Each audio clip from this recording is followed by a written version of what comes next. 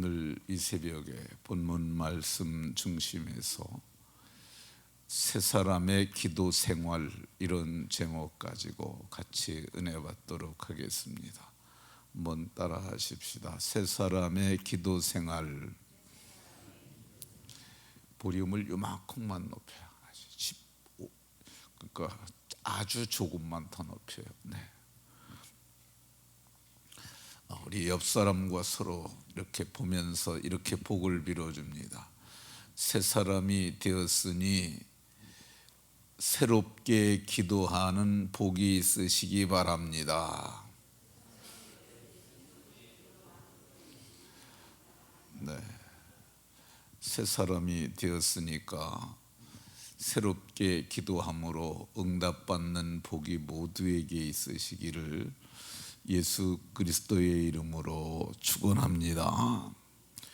바울 사도께서는 3장 10절에서 새 사람을 입었으니 이렇게 말씀합니다. 골로새 교회 성도들이 새 사람이 되었다는 말이죠. 이 골로새 교회 성도들만 새 사람이 된 것이 아니라 우리들도 새 사람이 된 줄로 깨달으시기 바랍니다. 새 사람이 되었으니까 새 옷을 입어야 하는데 그 옷을 긍휼과 자비와 겸손과 온유와 오래 참음을 옷 입으라, 이렇게 말씀합니다. 옷을 입고 일할 수 있도록 띠를 매야 하는데 그 띠는 사랑이라고 얘기를 합니다. 사랑은 온전하게 매는 띠라고 이렇게 말씀합니다. 새 사람이 새 옷을 입고 새 띠를 메었으니 이 새 사람답게 살아야 하는데, 오늘 본문에서는 새 사람들은 기도해야 할 것을 말합니다. 2절에서 기도를 계속하고, 어제 이 부분에 대해서 말씀을 드렸죠.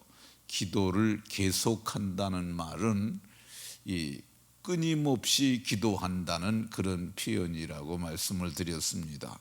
원문의 의미는 끊임없이입니다. 근데 이게 낙심하지 아니하고 응답 받을 때까지 하는 기도를 말합니다.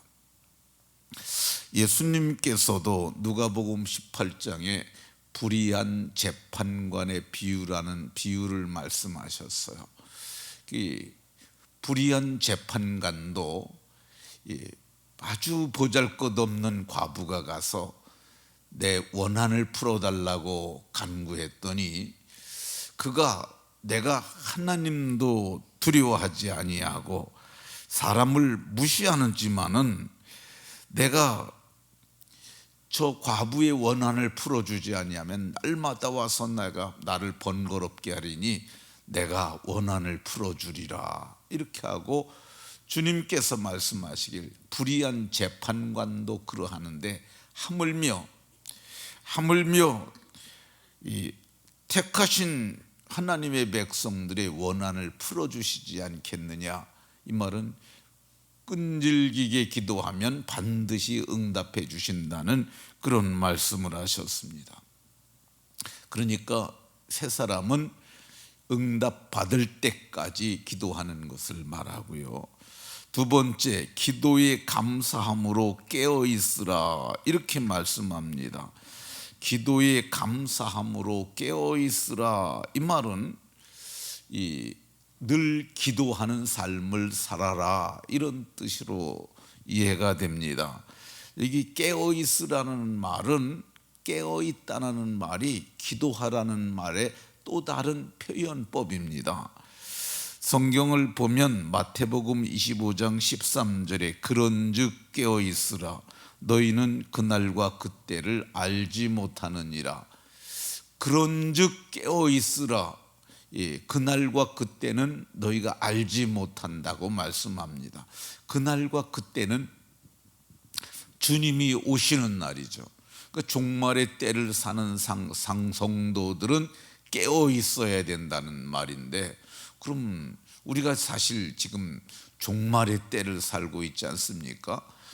환경운동가들도 성경을 연구하는 성경을 말하는 이 목회자들이나 학자들을 말고도 이 환경운동가들도 이제 종말의 시계가 다 왔다고 이렇게 얘기를 하는 사람들이 꽤 많아요.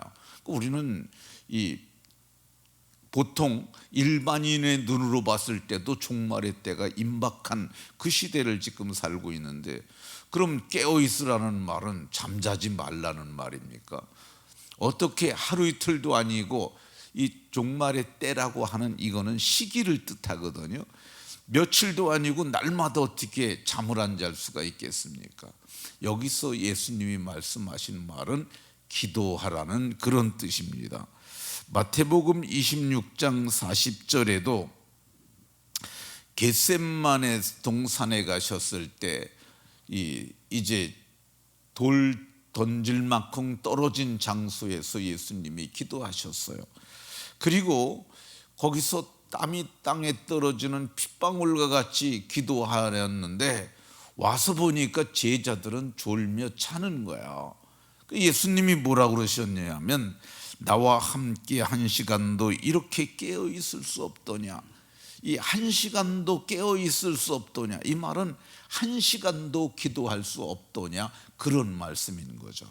그러니까 깨어 있으라는 이 표현이 그 예수님 당시에 이거는 기도하라는 말과 같은 의미로 쓰여진 것으로 보여집니다. 데살로니가 전서 5장에도 주님이 너희에게는 도적같이 오지 않는다고 말씀하셨어요. 왜 그러냐? 너희는 빛의 아들이요 너희는 깨어있는 사람들이기 때문에. 그러니까 너희에게는 그날이 도적같이 올 수 없는 이유가 너희가 깨어있기 때문이라고 말씀합니다. 그 말은 너희가 기도하고 있기 때문이라는 말씀이죠. 근데 사도는 오늘 본문에서 말씀하시길 그냥 기도하라고 하지 아니하고 감사함으로 깨어있으라 이렇게 말씀합니다. 이 말은 감사함으로 기도하라 이렇게 말씀하시는 겁니다. 우리는 기도할 때 주로 내 기도 제목을 진술을 하고 하나님 이 기도를 들어주세요 이런 식의 표현의 기도를 많이 합니다. 그런데 사도 바울 사도는 우리가 하나님 앞에 요청의 기도보다 감사함으로 기도하라고 얘기를 합니다. 이 성경에 이런 표현이, 본문과 같은 표현이 빌립보서 4장에도 있습니다. 이렇게 말을 합니다. 아무것도 염려하지 말고 다만 모든 일에 기도와 간구로 너희 구할 것을 감사함으로 아뢰라. 감사함으로, 염려하지 말고, 그러니까 지금 염려할 일이 생긴 거잖아요. 그런데 그걸 염려하지 말고 다만 모든 일에 기도와 간구로 감사함으로 하나님께 아뢰라고 이렇게 말씀합니다. 이게 성경은 이렇게 기록하고 있지만은 이게 쉽지가 않은 거예요. 왜 그러냐면 염려할 일이 생겼어요. 근데 염려하지 말고 기도와 간구로 너희 구할 것을 감사함으로 말하라고, 아뢰라 이 말이 말하라는 말이잖아요. 감사함으로 아뢰라는 거야. 이 재산을 잃었어요. 재산을 잃게 되면은 사람들이 크게 마음이 상할 수 있습니다.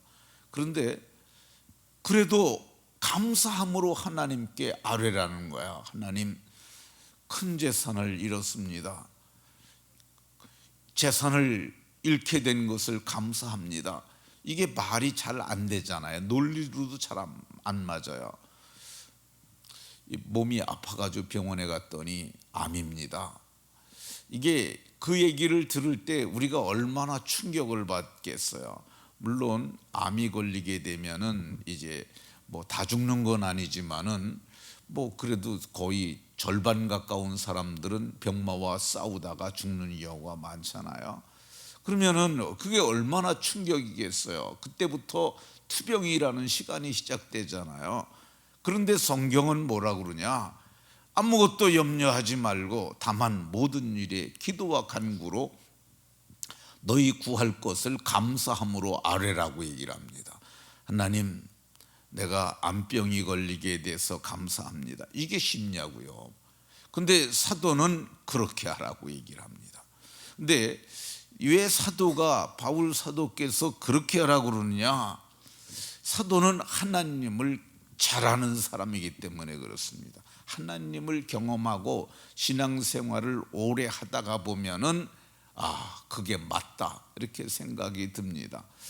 이 감사함으로 아뢰지 아니하면 어떤 일이 일어나느냐면요, 마음이 힘들어요. 그게 계속 사람을 짓누릅니다. 그런데 하나님께 감사함으로 아뢰는 순간 어떤 일이 일어나느냐 하면 마음의 평강이 와요.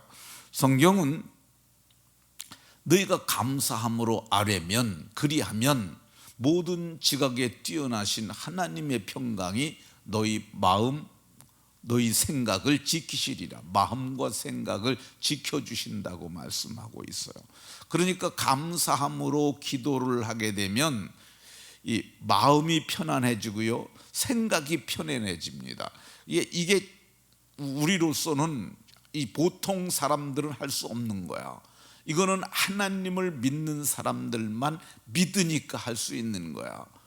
우리가 이렇게 감사함으로 아뢰는 순간 어떤 일이 일어나느냐?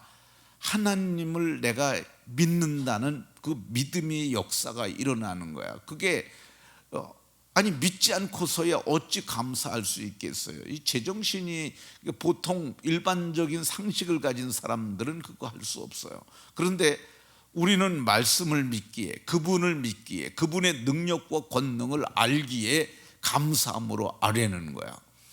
이렇게 감사함으로 아뢰면 첫째는 마음과 생각에 평강이 오고요, 두 번째 반전의 역사가 일어납니다. 왜 그러냐면은 도저히 지금 상황이 너무 어려운 거야. 근데 그분이 개입하시는 그 순간 이 상황이 뒤집어져요.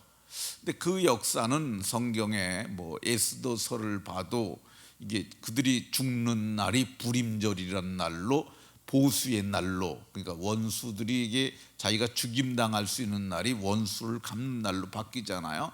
그러니까 성경에 보면은 그런 역사들이 굉장히 많아요. 다니엘이 사자굴에 들어갔는데 굴에서 이제 사자에 먹혀 죽을 수밖에 없잖아요. 근데 하루 3번씩 감사했다고 얘기하고 있어요.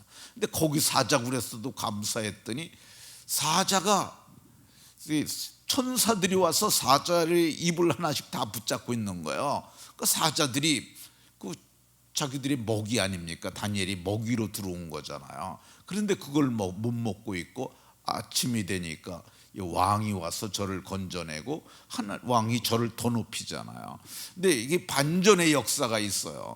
우리는 내 이성으로만 자꾸 하나님을 믿으라고 그러는데 하나님은 뭐라고 그러시냐? 내 생각대로 너희가 믿으라고 얘기를 합니다. 그게 뭐냐? 감사함으로 아뢰는 거야.